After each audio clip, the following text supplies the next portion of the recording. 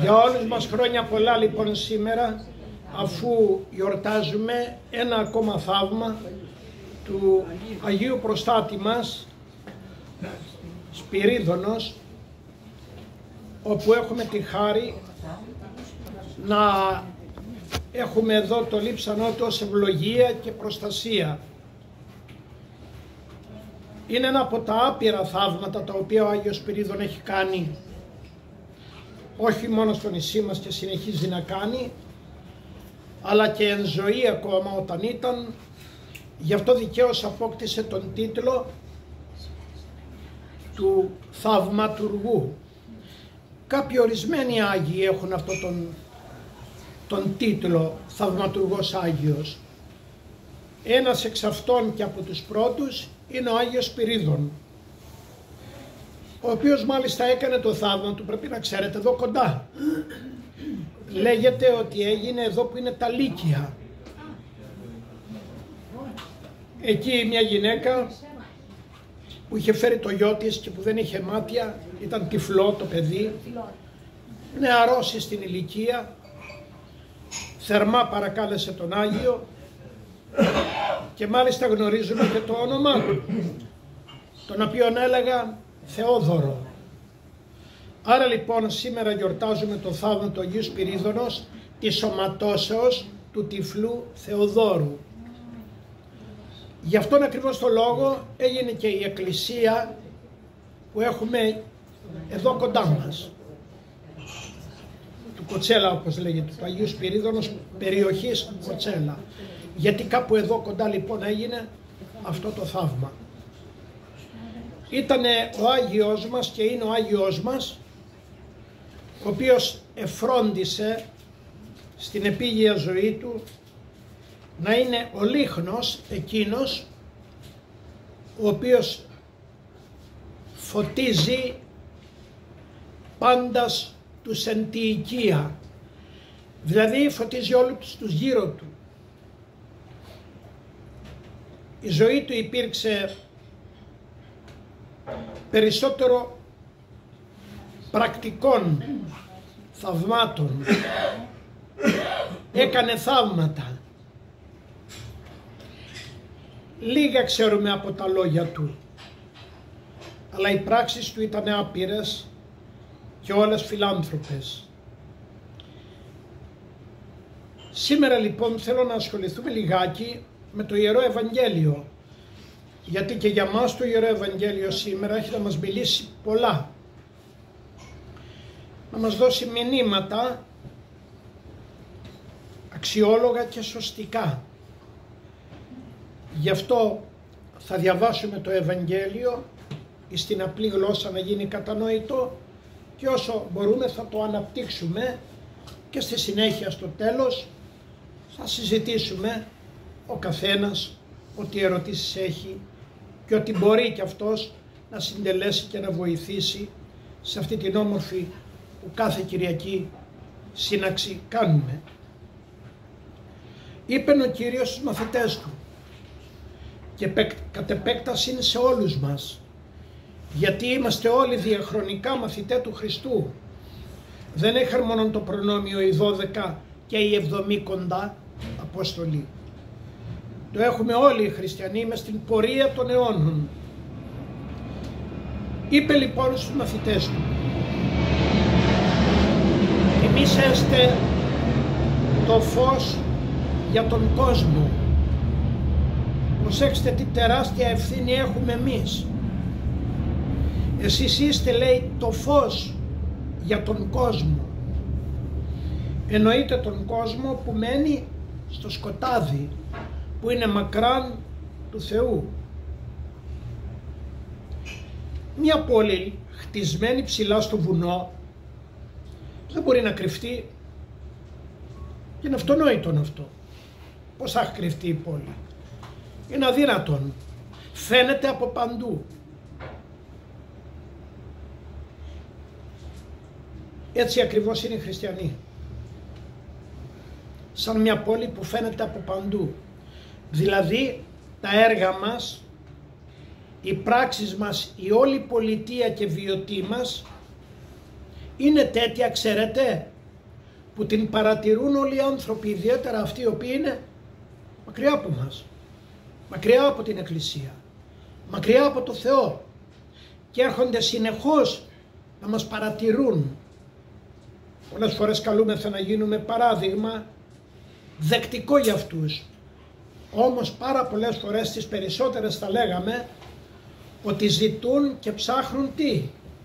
Αφορμή για να μας κατηγορήσουν και να δικαιολογήσουν την απομάκρυσή τους από το Θεό, αλλά για να φέρουν και μας πάντα σε δύσκολη θέση. Οι άνθρωποι όταν ανάψουν το λιχνάρι δεν το βάζουν κάτω από το δοχείο, από τον κάδο, έτσι λέει το Ευαγγέλιο, με το οποίο μετρούν το σιτάρι, αλλά το τοποθετούν στον λιχνοστάτη για να φωτίζει όλους τους ανθρώπους που βρίσκονται μέσα στο σπίτι. Έτσι να λάμψει και το δικό σας φως μπροστά στους ανθρώπους, για να δουν τα καλά σας έργα και να δοξολογήσουν τον ουράνιο Πατέρα σας. Μην νομίσετε πως ήρθα για να καταργήσω τον νόμο ή τους προφήτες. Εδώ τι μας λέγει ο Χριστός μας? Και το δικό σας φως να λάμπει. Να λάμπει όχι μόνο με τα λόγια, γιατί τα λόγια τα παίρνει ο άνεμος και χάνονται. Και πολλές φορές δύσκολα μένουν.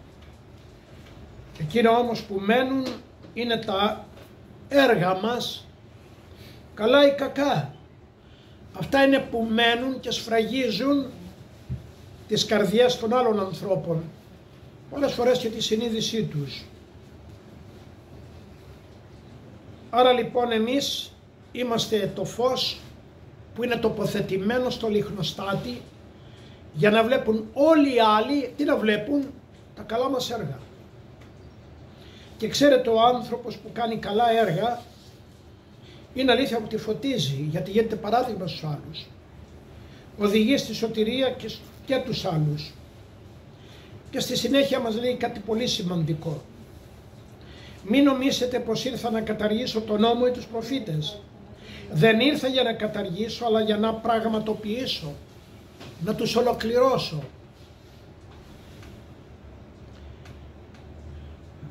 Έχουμε τον Μωσαϊκό νόμο. Έχουμε τον νόμο ο οποίος εδόθη υπό του Θεού στον Μωυσή. Και από εκεί και πέρα έχουμε και το Δευτερονόμιον. Και όλους τους νόμους εκείνους που οι Ισραηλίτες πορεύθηκαν από την έξοδο της Αιγύπτου προς τη γη της Χαναάν και συνεχώς επορεύονται με βάση τον νόμο του Θεού. Το Δεκάλογο και το Δευτερονόμιο. Και τους νόμους τους οποίους έφεραν ως διδασκαλία οι προφήτες. Ο Χριστός μας, προσέκτε, πολλές φορές τα έβανε με αυτούς, τους Εβραίους και τους Φαρισαίους και τους γραμματείς και τους αρχιερείς και τους ιερείς. Προσέξτε, τα έβανε μαζί τους, γιατί δεν τα έβανε εναντίον του νόμου, εναντίον αυτών που μιλούσαν για τον νόμο αλλά δεν εφάρμοζαν τον νόμο. Και έρχεται ο Χριστός τι να κάνει? Να συμπληρώσει αυτό το νόμο, ώστε ο νόμος του Θεού να είναι πια τι? Τέλειος. Τέλειος. Ήρθε λοιπόν ο Χριστός και μας έδωσε τον τέλειο νόμο. Γι' αυτό και δέχτηκε τους προφήτες και δέχτηκε τον νόμο του Μωυσέως και συνεχώς ο ίδιος τον εφάρμοζε και τον κήρυτε και τον δίδασκε. Άρα λοιπόν δεν τον κατήρισε, αλλά τον ολοκλήρωσε.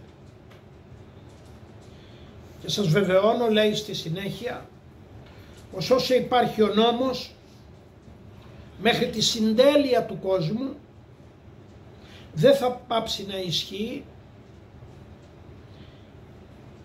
Ούτε ένα ιότα ή μία κεραία δεν θα αφαιρεθεί από αυτόν και δεν πρέπει να αφαιρεθεί από τον νόμο. Αυτό για μας είναι ένα καμπανάκι και μία προτροπή και μία διαταγή, θα λέγαμε αδελφοί, γιατί πολλές φορές εμείς οι ίδιοι κάνουμε εκπτώσεις στον νόμο του Θεού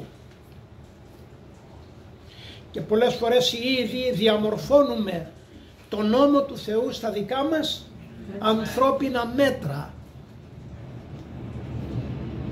κληρικοί και λαϊκοί,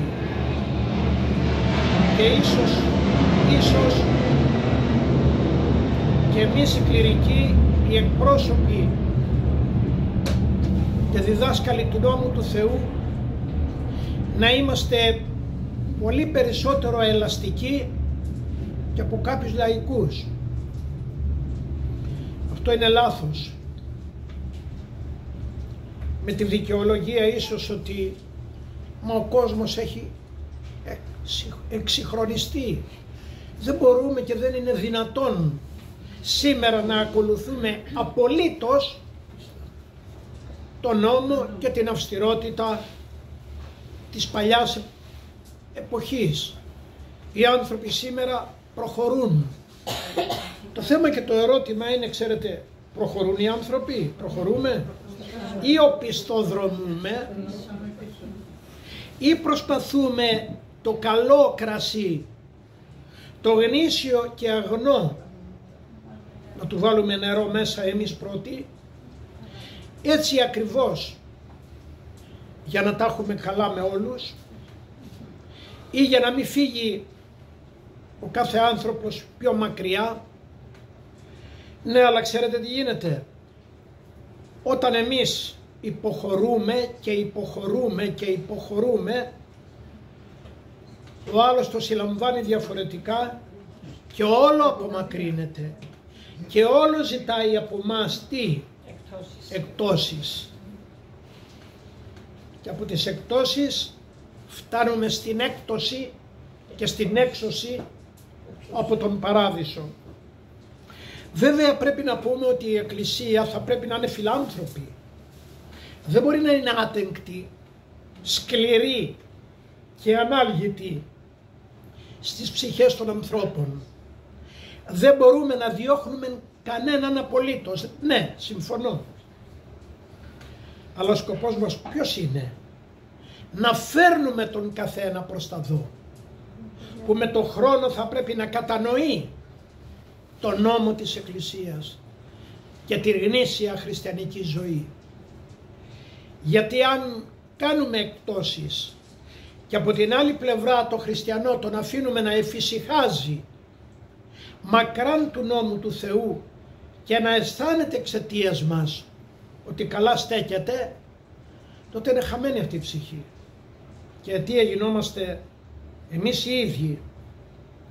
Τι λέει ο Χριστός μας?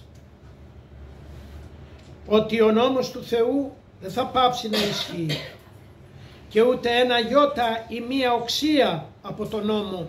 Κανένας μας δεν έχει δικαίωμα να αλλάξει και να παραγνωρίσει.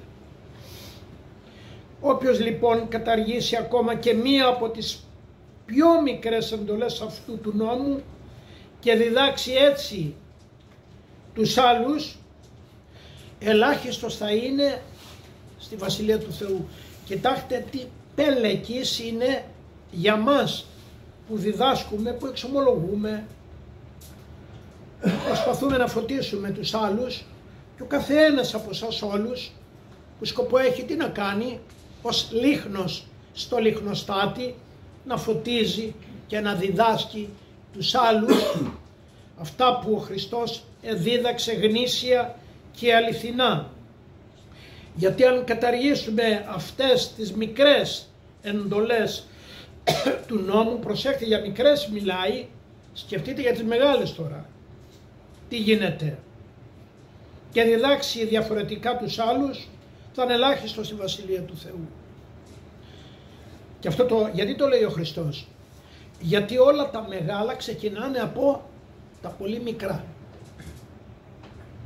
Κανένας δεν γίνεται φωνιάς αν δεν ξεκινήσει να σκοτώσει ένα πουλάκι, ας πούμε, ή να στραγγαλίσει μια γάτα,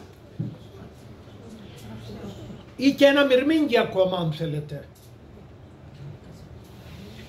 Οι Άγιοι, και δείτε σε Ρήμο που ζούσαν ιδιαίτερα με τα ζώα, και ήταν οι μοναδικές συντροφιές τους, ξέρετε πόσο πρόσεχαν και τα πλέον μικρά, γιατί αυτά ήταν τα μόνα που ερχόταν κοντά τους και είχαν σχέση μαζί τους, και μέσα από τα μικρά αυτά έβλεπαν τι?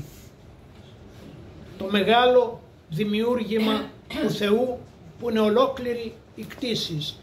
Ξεκινώντας λοιπόν από τα μικρά, φτάνουμε στα μεγάλα. Γι' αυτό ο Χριστός μας εδώ μας μιλάει ότι και τα ελάχιστα, τις πιο μικρές εντολές του νόμου θα πρέπει να τις προσέξουμε.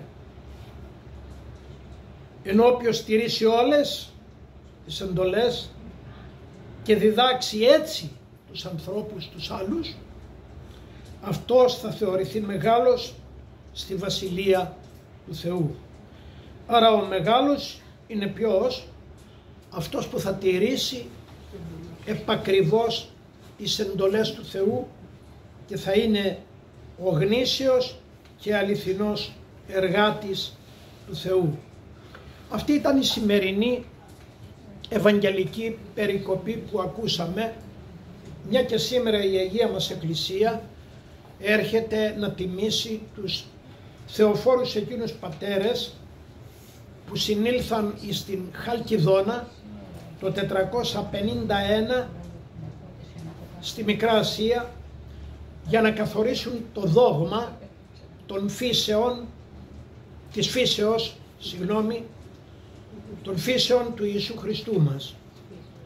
Εις το ένα πρόσωπό του απεφάνθη λοιπόν η Σύνοδος ότι ο Χριστός μας ένα πρόσωπο, έχοντας δύο φύσεις που εκφράζονται στο πρόσωπό του, αλλά όπως τα πρόσωπα της Αγίας Τριάδος δεν έχουν σύγχυση μεταξύ τους, είναι ενωμένα και αδιέρετα και εκφράζονται πάντοτε ως μία θεότης, έτσι και ο Χριστός μας, έχοντας δύο φύσεις, εκφράζεται με το ένα πρόσωπό του ως τέλειος Θεός και ως τέλειος άνθρωπος. Αυτές οι δύο φύσεις, η Θεία και η ανθρωπίνη, ποτέ δεν συγχέονται, ποτέ δεν τα βρίσκει η μία με την άλλη, αλλά λειτουργούν τέλεια. Αλλά αλήθεια, και εμείς στην ουσία δύο φύσεις έχουμε. Έχουμε το σώμα μας και έχουμε και την ψυχή μας,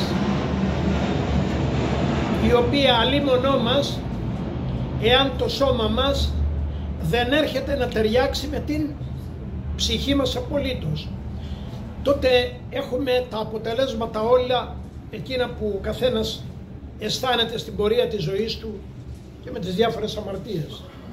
Γιατί εάν το σώμα έρχεται να υπερισχύσει της ψυχής, τότε θα οδηγηθεί σε πράγματα μακράν του Θεού. Αλλά και η ψυχή, εάν δεν βλέπει ότι το σώμα είναι το δικό της κατοικητήριο, που θα πρέπει τι να κάνει? Να το βοηθήσει ώστε να συντηρηθεί το σώμα, και από την άλλη πλευρά, επειδή η ψυχή είναι το μεγαλύτερο, θα λέγαμε, που υπερισχύει και πρέπει να υπερισχύει και σε αξία και σε λειτουργία της ψυχής, θα πρέπει να βοηθεί το σώμα ώστε το σώμα τι να κάνει? Να βαδίζει και να πορεύεται στη ζωή σύμφωνα με τις επιταγές του Θεού. Γιατί η ψυχή μας είναι το κομμάτι το οποίο εδόθη υπό του Θεού κατά την ώρα της σύλληψής μας. Έτσι ο άνθρωπος ολοκληρώνεται κατά τη σύλληψή του, ψυχήτε και σώματι. Άρα λοιπόν τα δύο κύρια στοιχεία στον άνθρωπο είναι η ψυχή και το σώμα. Και έρχεται η χάρις του Θεού